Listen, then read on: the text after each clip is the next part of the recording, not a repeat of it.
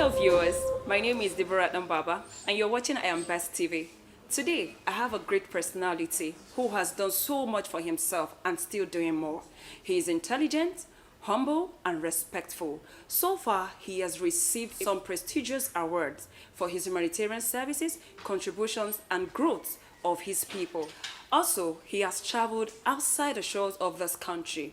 That's to tell you how far he has gone.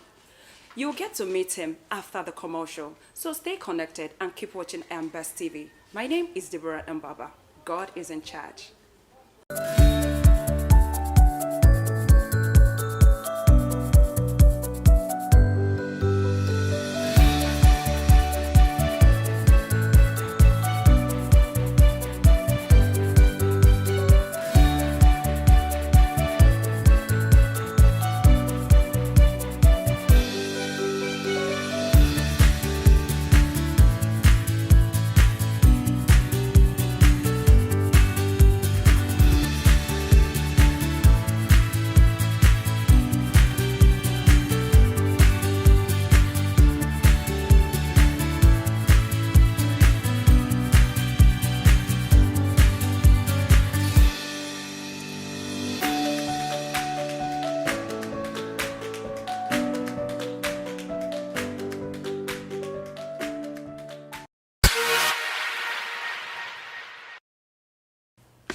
My name is Chigudu Tanko Theophilus, a native of Ushafa village of the FCT Buari Area Council, to be precise.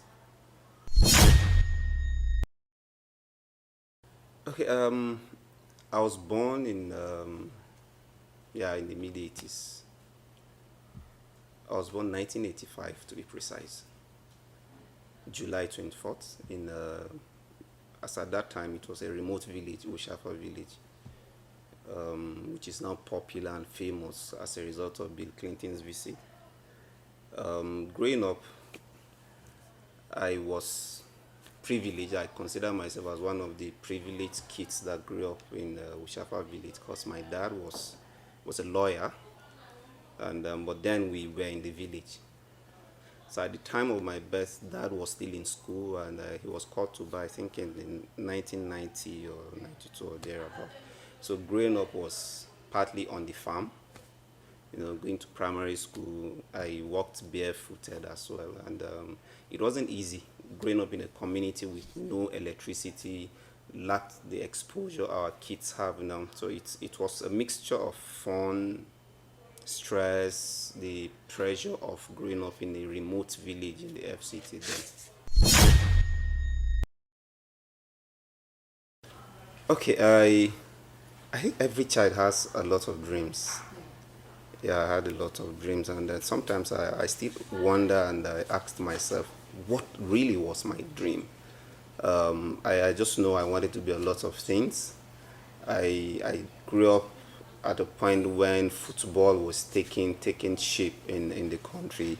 Then I think I remember 1994, where people like Gigi, Peter Rufai, the goalkeeper, Rashidi Ekina and co were trending. So at some point I wanted to be a footballer.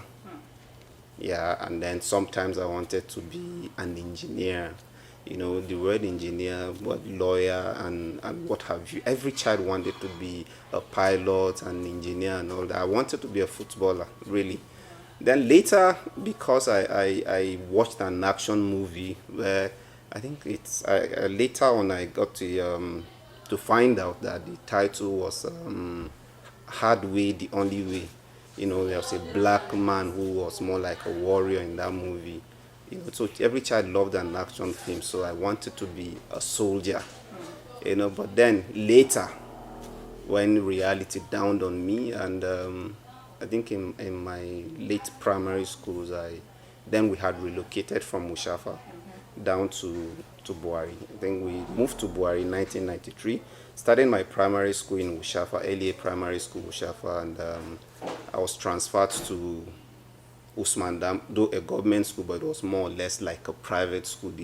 There we had children of the elites, because Usman Dam, it's a federal government settlement then where you have elites, civil servants. So my dad transferred us to Usman Dam. Then when we moved back to Buhari, I had to move to Pilot Science Primary School, Buhari. And that was when I actually, I think I found my dream.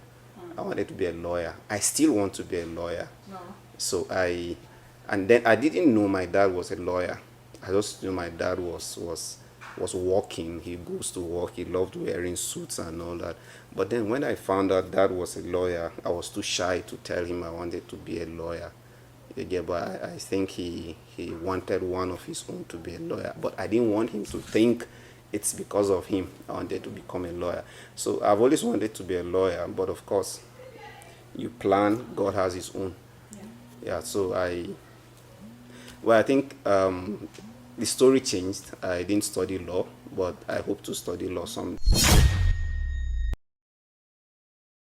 Okay, I am blessed, really. And for those that knows me, knows that if I'm to make 10 sentences on daily basis, I think out of 10, 2 has to do with my family. And I don't walk alone. Till date, you still find me traveling with it's either one of my siblings by my side, and then a friend. My family has been an integral part of my life. The foundation, the love, the concern, the care, just to ensure that I am who and what I am today. So and then my dad was a disciplinarian. You know, he was rarely at home. He was more or less like a soldier. Then one of the first lawyers around. So he was always traveling. He goes to neighboring states to court and what have you. So my mom, my uncles, they all played a vital role in my life. Like I know my mom. Yeah, my mom and my uncle, who is a barrister now, taught me how to read and write. I didn't actually learn how to read and write in school. Like, primary school, in early primary school, sometimes they teach you in Bagi. So my uncle then, he was in secondary school also, and my mom, they taught me how to read and write. So they've been this part of me, and my family shaped my moral. So every family has values that conditions how they live. So I think I am blessed, and then I have one of the most amazing family that till today I'm still scared of doing wrong. Like there are things I want to do, like there are things every child grew up doing, but of course a typical baggy family, see, they don't take nonsense from their kids. So as old as I am, my dad is late, but there are things I really want to do. Sometimes I'm always scared that dad might come out from somewhere and then give me a heavy knock. So, but till date, my family has been an integral part of my life. So there's nothing I do that they don't play a role. So whatever I become, whoever I am today, I owe largely to God and my family. Okay, should I don't know, but it's all about setting your priorities right. Yeah, like I said earlier, that my dad was a lawyer, and he combined, like he's the most workaholic person I've ever seen in this life. You get, like he was a father, he was a husband, he was a practicing lawyer, he was a civil servant, and also, of course, he was into a lot of things. So I grew up around people that combined a couple of things, and of course, you can't be a Nigerian and survive on one source of income. So, but it has to do more with setting your priorities right. I know what works for me. By the time you know what works for you, you apply that on a daily basis, and then you have a seamless, stress-free exercise. Yes, I work. I think I do a lot of things. I do a lot of things, and if anybody tells you it's easy, then that person is not telling you the truth. But it's about knowing yourself, what works for you, and then setting your priorities right. I would have said I always dreamt or wanted to be successful, but success is a relative term. So I've always wanted to be, whatever I set out to do, I want to be at the top. I've always wanted to. So I'm not where I actually want to be or dreamt of being. And then sometimes, like a few days ago, I was telling a couple of friends that I don't think I have a dream right now, like because, but if I do have a dream, my dream would be helping others realize their own dreams. Yeah. So because I'm work in progress, so I want to get to the peak of my career. Like, okay, for instance, I'm a civil servant. So if I devote myself to civil service, which I am currently, my target will be becoming a director, PAMSEC, or if there's anything above that, you understand.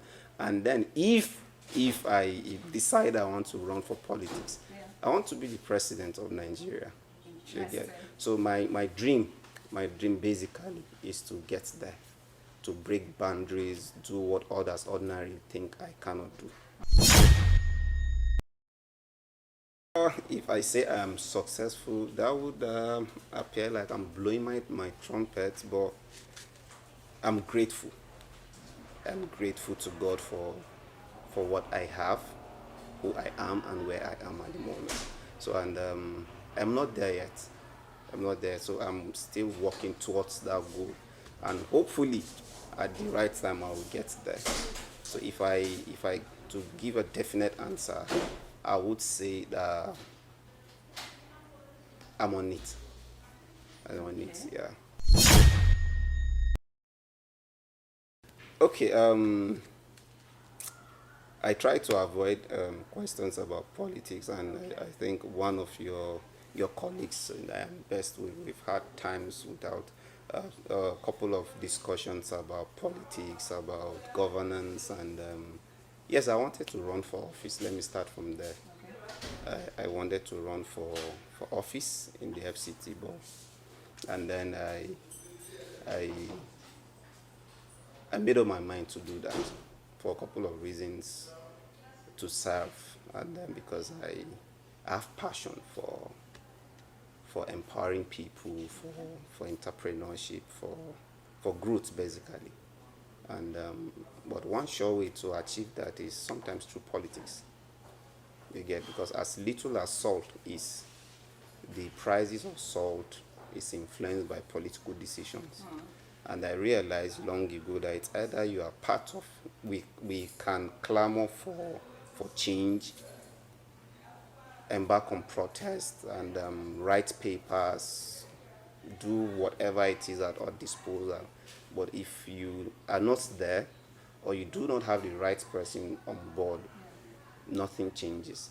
You get? So I hope that that this message gets out. But then I love politics, and so in the course of my consultation to run for office, a lot of things happened, and I shared with a friend that I'm from the FCT. Right, we're faced with a lot a lot of problems that needs political angle. Then we have the economic angle to our problems, we have the political angle to our problem, we have the social cultural that has to do with us as a people. Now, if for a young person, I actually realized that there's no agenda in the FCT. Take it or leave it. There is no agenda to accommodate the youths. I'm very young, and then because of my consultation, I went round. You get, a couple of people would always say, Theophilus, you're still young, you're way too young to run for politics, and what have you. You get, and then when I sit down, I think I am way too qualified. Let me use that word. I'm way too qualified than some politicians we have. But that it is an interesting game. But I got to realize that there's no plan, no agenda for the youths.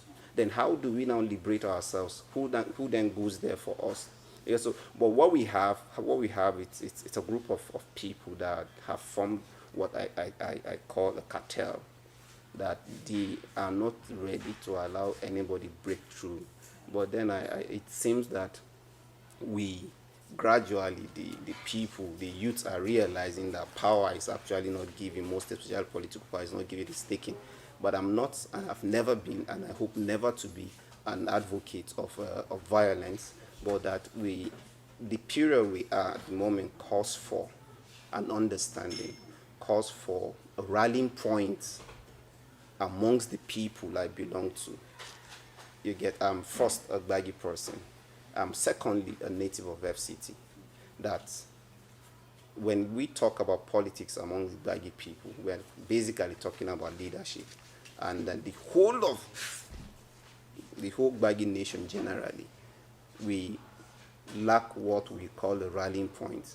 So some of these things formed my resolve to want to run for politics, to represent. Now, people on a daily normal usage, where common language is the pidgin, people say, where you they walk now, they chop. But I wasn't motivated because of what I stand to gain financially. Of course, I'm by God's grace doing well for myself, and if I stay off politics, I can comfortably take care of myself, my family, and support whoever it is I want to support. But that thing with desire, that change with desire in the FCT, in Niger, Kaduna, in Nigeria generally, cannot be achieved, no matter how financially buoyant you are. Without political will, without political power, some things would remain unchanged. So we have to step up. And then I wanted to offer myself, but a couple of factors played out.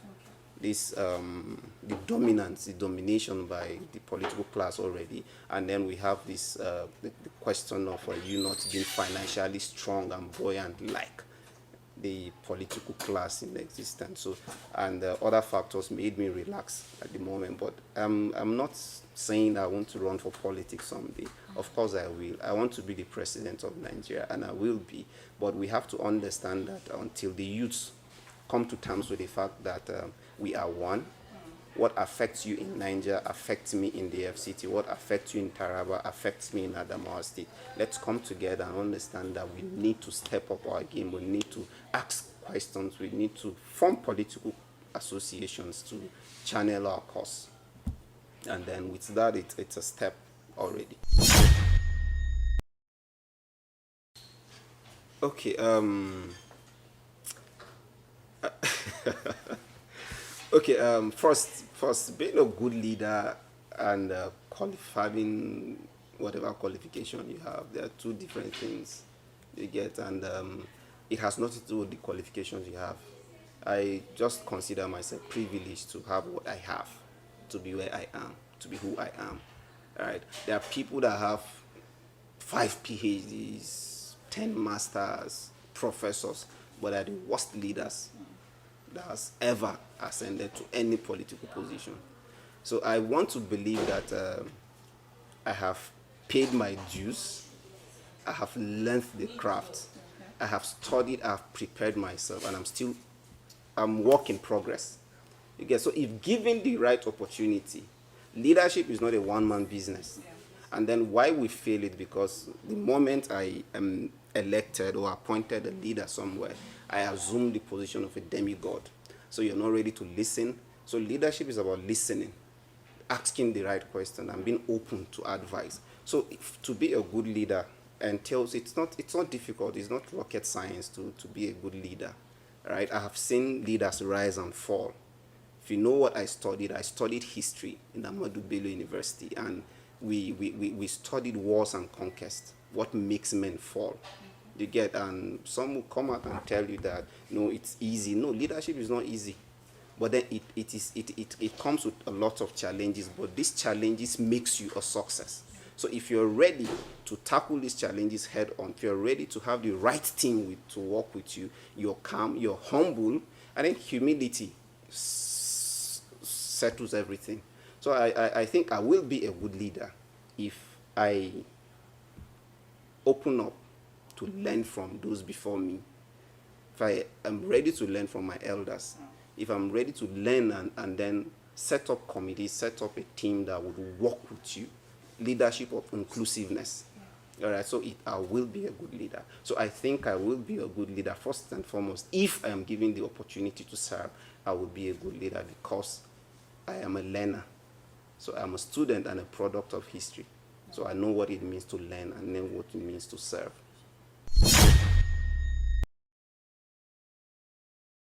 Do I think our leaders in the FCT are doing well? Yeah. Okay, that's one question I wasn't expecting, but yes, they are doing well. First for themselves. Okay. Yeah. And if I tell you they are doing well for the people generally, it's I won't be saying the truth.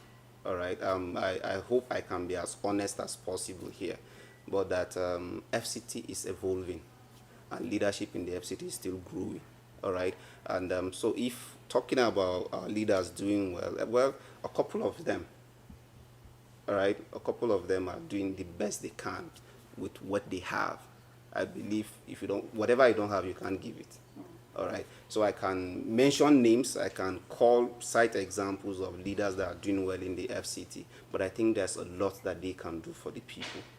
Okay. First things first, winning an election doesn't end there. It's a continuous process. Governance is a continuous process. And until the leaders of FCT realize that the largest constituency, the constituency they represent are the people.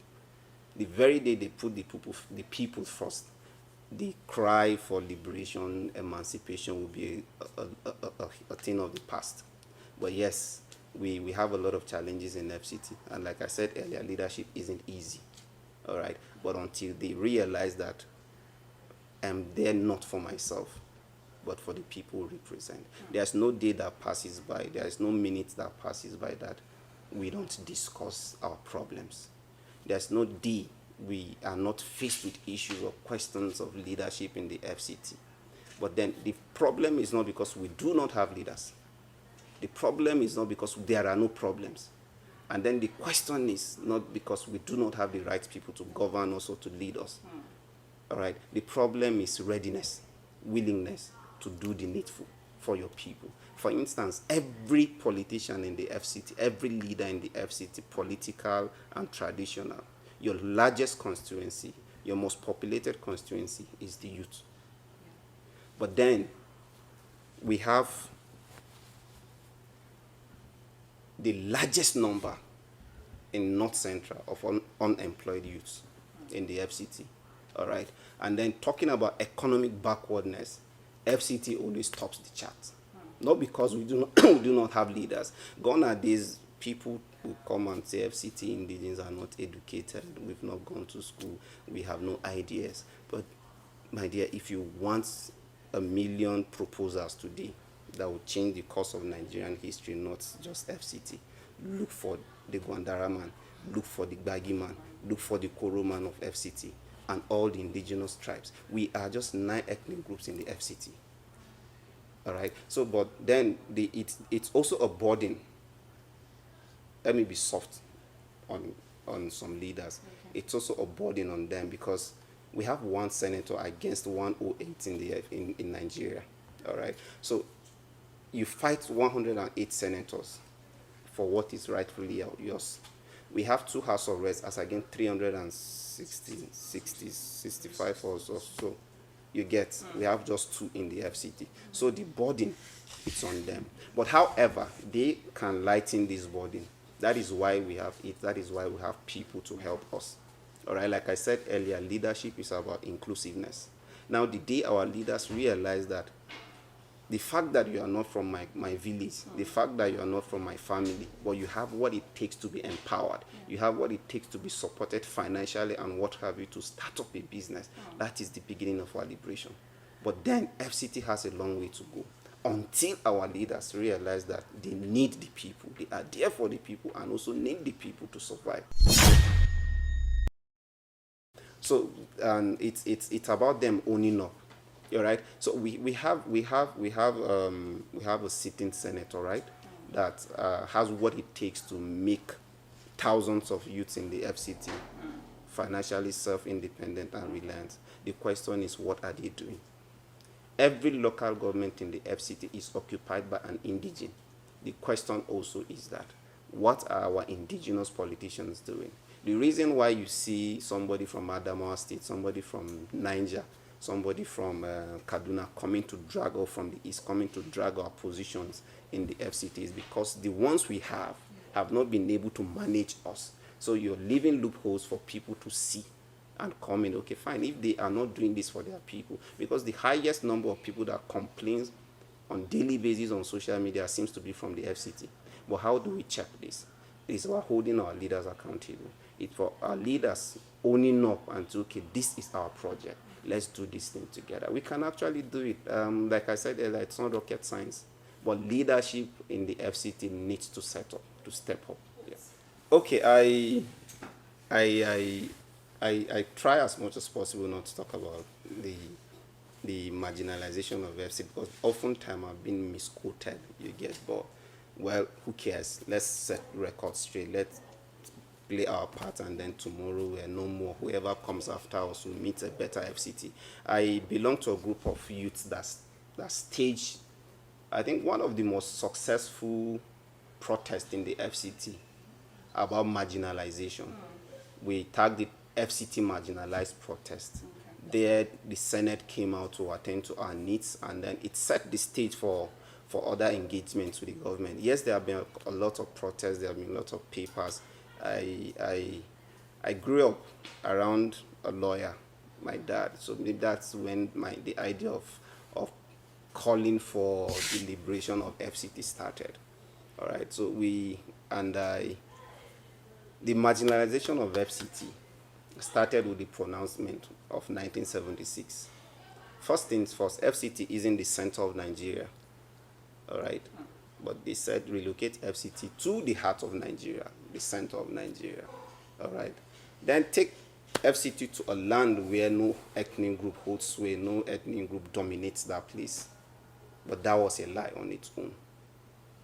Take FCT to a fertile land that has no government, but no, that was also a lie because we were part of Niger State, Kwara State, Kogi State, the then Plateau, Benue States.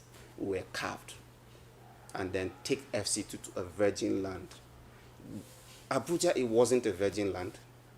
There were and still about 880-something communities in the FCT inhabited by the indigenous population of the FCT. Now, what the government didn't do is seek the consent, discuss with the people to know what they had to play. Those that sat down, the Aguda panel by Justice Aguda, to go around Nigeria and some states to ascertain the likely place for the establishment of the new federal capital, didn't do justice to Nigerians. And then, of course, the people of FCT, because we were denied our rights, constitutional rights, we were denied. For instance, if I want to apply to study law anywhere in the country, Nigeria, FCT natives have no quota in Nigerian university. So it is either you're claiming another state, and that is wrong on its own, or you apply as an indigenous of FCT and forfeit that admission. So the marginalized, yes, we are marginalized. Government has marginalized us. We were displaced with little or no compensation. For instance, when the draft document came for the resettlement of the FCT, the question we asked every day is who was consulted in the FCT, who represented the FCT. But then there were representatives from the then Niger State, Kwara, who protected their own interests. And then at some point, Obasanjo made the relocation optional. If you want to leave FCT, you are free to leave. Now, till today, we have a constitution. We are in democracy. But FCT, like I said, has one senator. They said FCT should or shall be treated as if it were one of the states of the federation. The question I ask journalists and others or students of history or whoever cares to listen is, are we treated as if we are one of the states of the federation? If we were, why don't we have a mayor? If we were, why don't we have an indigenous minister representing us as Federal Executive Council? So what we are now clamoring for, I said it the other day on air also, that yes, we have been marginalized, the government isn't helping us. Then there comes the role of the people. If we have been marginalized for long, what about now? Who is marginalizing who? Our leaders, the government, or the indigenous people of FCT? So there are issues that until we understand what truly matters, what we truly need, no matter how hard we try, we will be beating about same thing. Whatever goes around, they say, comes around. So we'll still be revolving around some same issue. So first things first is to work on the Constitution of the Federal Republic of Nigeria.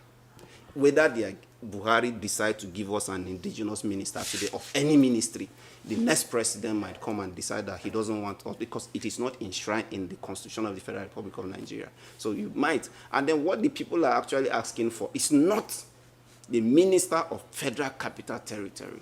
We want a minister of the Federal Republic, somebody from the FCT.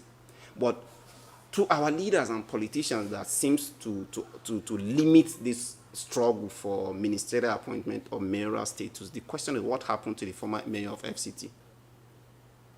Don't we learn from our history? The point is, Mr. President, whoever decides that, okay, he might decide to appoint an FCT minister today, and the constitution hasn't been amended. So the next president comes and decides that no, it's a choice. It wasn't gazetted. It's not in the constitution. So let's scrap anybody from the FCT. So our call should be for the amendment of the 1999 constitution again to accommodate FCT. Give us a state. We have the two things forms FCT, the Federal Capital Territory and the Federal Capital City. One to be governed by the federal government, the other to be administered by the people. So if this anomaly is corrected, our problem would have been solved. But every day you have people going on air, talk about one indigenous minister. No, we want our constitution to be amended to favor the people of FCT. So until we stop that. So lastly, on this issue of marginalization, our people are now marginalizing us. All right? Because without economic power, they know that if you're not empowered, there are certain things you cannot do. So until our leaders, our big shots in the society decide that, okay, it is time, realizes now, not later, that we need to empower ourselves. The cry for Niger Delta emancipation and what have you succeeded because they were economically empowered. We are educated now. We have every profession. We have professionals. We have professors. We have PhD holders. We have professionals in different fields. All we need is this empowerment. Then our politicians rally around and see how to influence the amendment of our constitution.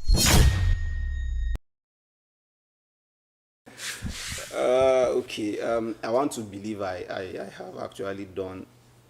I'm trying. All right. I do whatever it takes to make my life better, to get better. All right. So whatever it is I have, wherever I am right now, it's a conscious effort and then the support of a couple of people around me. So and then I don't have savings. All right. I'm not too shy to say that I don't keep money in my account, and I don't even keep money at home, because if I'm making ₦1 million today, if I'm making ₦1,000 today, there are lots of people, lots of things I really want to do. So I think I wake up every day looking forward to helping someone.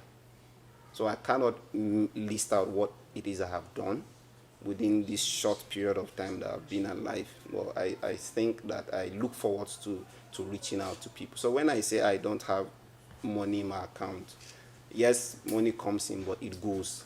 All right, because I look out for opportunities. I support people financially to start or whatever business they want to. Yes, if you want to have little records, myself and a couple of others try to organize programs for people, training workshop on entrepreneurship and other things. We supply writing materials to schools, and every year I support a couple of students between 30 and 40, 50 to sit for their jams. It's just the little that I think, and then I do not see myself as a philanthropist, all right, because I'm probably suspecting you asked that next question. I do not see myself as a philanthropist, and then I hate the title humanitarian because it is not a title. It is not a profession. It is not a career. It is you being human. It is you reaching out to help people. So now if I fix this road to my house that I ply every day with my car, does that make me a philanthropist? I'm doing what I will benefit. So if I support a young child today to sit for JAMA, you pass, and I help you get an admission, pay your school fees, I'm equally helping myself. All right, so that tomorrow you will do same for others. The target is reach one, teach one, reach one, and help others. So I am not a philanthropist. I'm just a human being that desires to help, that desires to see that everybody has food to eat, at least a square meal a day.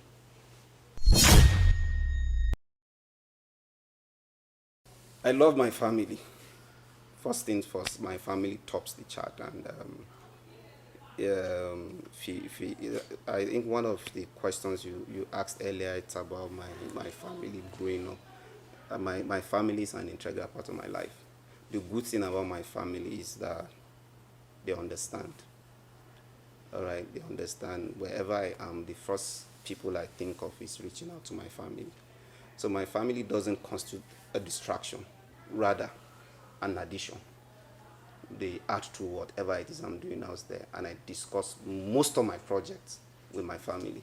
So I'm a family person, really. I work with my family, like I go places with my family.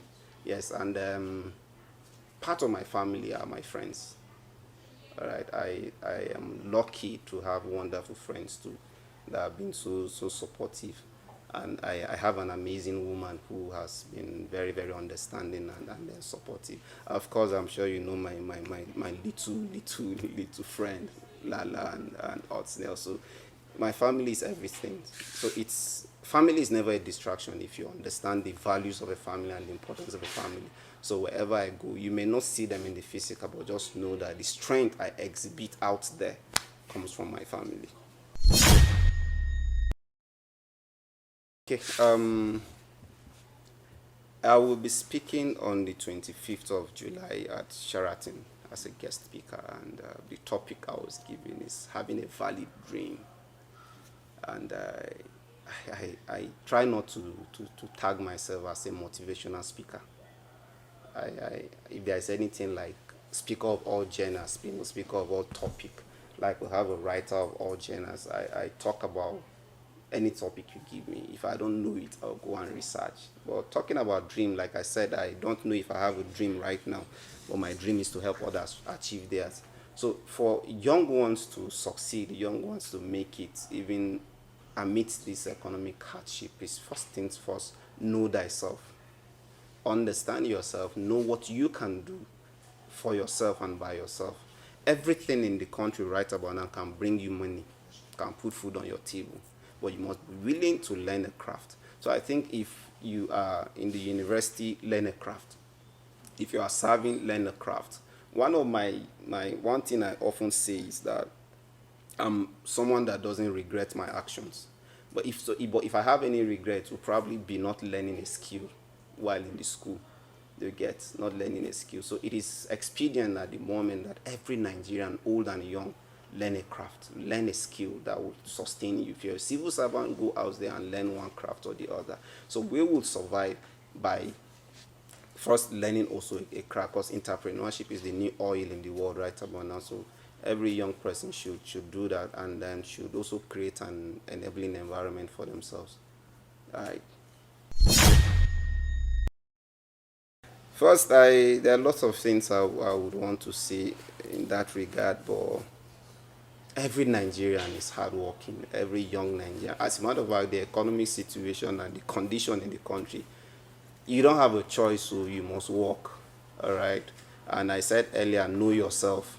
All right. Crime is never an escape route for anything. So I would advise that if you're young, it means you have that energy to work hard. It means you have that energy to create. It means you have that strength to go places. So do it now and not later. All right. Look forward to a future where you sit down with no regret, but success story. Network with people. Research on trending issues that would help you grow, but then be humble. Humility sets everything straight. I think every Nigerian is doing well for himself right about now, but then the government, on the other hand, should create an enabling environment for businesses to grow to accommodate young Nigerians. I think we will go places. Thank you. I'm proud of what you people are doing. I'm glad to be one of those that have seen this project grow. I look forward to partnership in the future. Thank you so much. God is always in charge. Alright guys, that was it with Dr. Theophilus Chigudu. Keep watching IAMBEST TV. My name is Deborah Dambaba. God is in charge.